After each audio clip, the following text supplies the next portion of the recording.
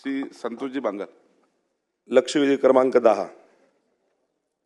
अध्यक्ष महोदय, वितरित केल्याप्रमाणे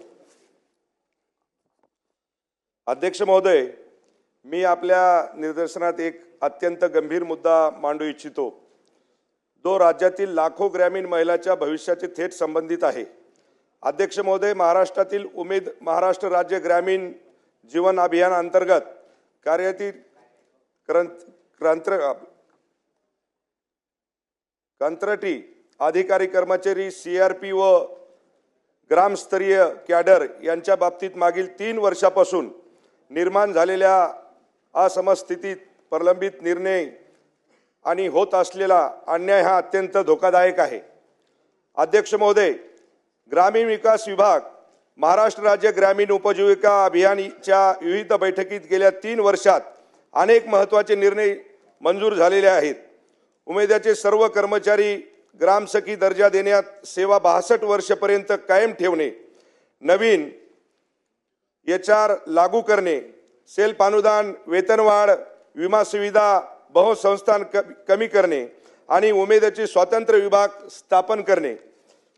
परंतु अध्यक्ष महोदय, अत्यंत खेदाने नमूद करावं लागतं की यापैकी एकही निर्णयाची प्रत्यक्षात अंमलबजावणी आजपर्यंत झालेली नाही। त्यामुळे हजारो महिला कर्मचारी मानसिक, आर्थिक आणि वैयक्तिक चिंतेत सापडल्या आहेत। अध्यक्ष महोदय, झारखंड आणि बिहार या राज्याने ग्रामीण जीवन अभियान अंतर्गत कार्यरत सेवा महिला कर्मचाऱ्यांना 62 वर्ष सेवा नियमित पदासाठी सुविधा आणि कायमस्वरूपी दर्जा त्या ठिकाणी दिलेला आहे। अध्यक्ष महोदय, आपण एकीकडे या ठिकाणी लाडकी बहीण योजना राज्यातील महिलांना आर्थिक बळ दिले, त्यांना रोजगार नवे मार्ग खुला केला, परंतु याच वेळी उमेदचे महिला कर्मचारी गेल्या 10 ते 15 वर्षापासून ग्रामीण भागात लाखो महिलांच्या घरापर्यंत जाऊन महिला गट स्थापन करणे, त्यांना पायावरती उभे करणे, त्यांना रोजगार उपलब्ध करून देणे। पण त्या ठिकाणी तुम्हाला सांगतो की उमेदच्या माझ्या CRP असतील, उमेद असतील, यांच्यावर अन्याय होत आहे। त्यामुळे महिला म्हणजे खऱ्या अर्थाने ग्रामीण महाराष्ट्र लाडकी बहीण म्हणून त्यांना संरक्षण स्तरीय सेवेत समाविष्ट मिळून ही शासनाची जबाबदारी आहे। अध्यक्ष महोदय, उमेदचे सर्व कंत्राटी अधिकारी कर्मचारी CRP आणि गावस्तरीय कॅडर यांना तातडीने ग्रामसखी दर्जा, योग्य वेतनवाढ, विमा सुविधा आणि 62 वर्ष पर्यंत सेवा ही निर्णय लागू करण्यात यावा अशी मी आपल्यास विनंती करतो। मंत्री महोदय।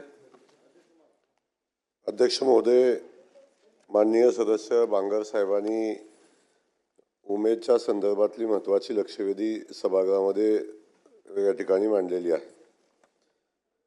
मी आपल्या माध्यमातून सन्माननीय सदस्यांना या ठिकाणी सांगू इच्छितो की उमेदच्या माध्यमातून महिलांच्या सक्षमीकरणाचं काम सरकारच्या माध्यमातून केलं जातं आणि त्या अनुषंगानं उमेदचे जे कर्मचारी आहेत यांचे अनेक प्रश्न गेल्या अनेक वर्षापासून चर्चेमध्ये आहेत। त्यातील ज्या मागण्या त्यांच्या वाजवी आहेत, ज्या आपण करणं शक्य आहे, त्या सगळ्या मागण्याच्या संदर्भात आपण सकारात्मक निर्देश दिलेले आहेत।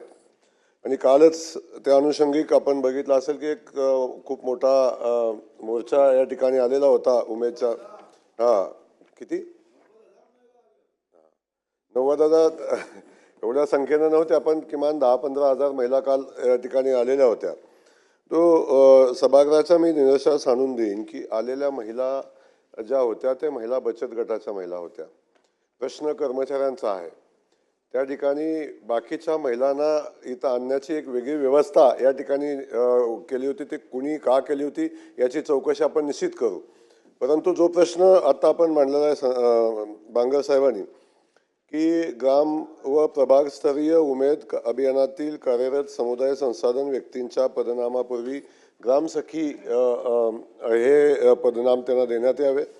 मी कालच संबंधित विभाग म्हणजे आमच्या विभागाला सूचना दिलेल्या आहेत आणि आज त्या सगळ्या समुदाय संसाधन व्यक्तींना ग्रामसखी हे नाव देण्यासंदर्भातला GR आजच या ठिकाणी निघेल आणि तो प्रश्न त्या निमित्तानं मार्गी लागेल।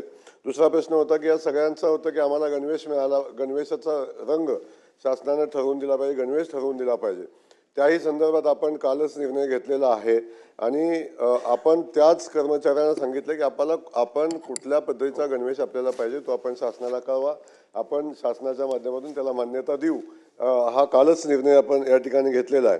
दुसरा विषय सांगितला की महाराष्ट्र राज्य ग्रामीण जीवन ज्योती कंत्राट कर्मचाऱ्यांच्या कार्य मूल्यांकनानुसार तात्काळ मुदतवाढ व कंत्राटी कर्मचाऱ्यांना मुदतवाढ देण्याचा कंत्राट कायम करण्याचा जो विषय आहे त्या विषयासंदर्भात आपण पाहिलं असेल की त्या कर्मचाऱ्यांचं मूल्यांकन होतं, त्यांनी वर्षभर केलेल्या कामाचं मूल्यांकन होतं आणि त्या मूल्यांकनामध्ये त्यांनी केलेल्या कामाच्या हिशोबानं त्याला मुदतवाढ देण्याचा निर्णय तात्काळ घेण्यात येतो. तोही निर्णय आपण तात्काळ घेण्यासंदर्भातल्या सूचना या ठिकाणी दिलेल्या आहेत. आणि त्या अनुषंगानं दुसरा एक विषय होता की या सगळ्या कर्मचाऱ्यांना ग्रामसखी असेल किंवा उमेदचे जे समुदाय संसाधन कर्मचारी आहेत, कंत्राटी आहेत, यांना ओळखपत्र देण्यासंदर्भातला निर्णय होता. तोही आपण कालच मी सूचना दिलेल्या आहेत आणि संबंधित जिल्हा परिषदेचे CEO आहेत त्यांना प्रत्येक जो समुदाय संसाधन कर्मचारी आहे त्याला ओळखपत्र देण्यासंदर्भातल्या सूचना दिलेल्या आहेत.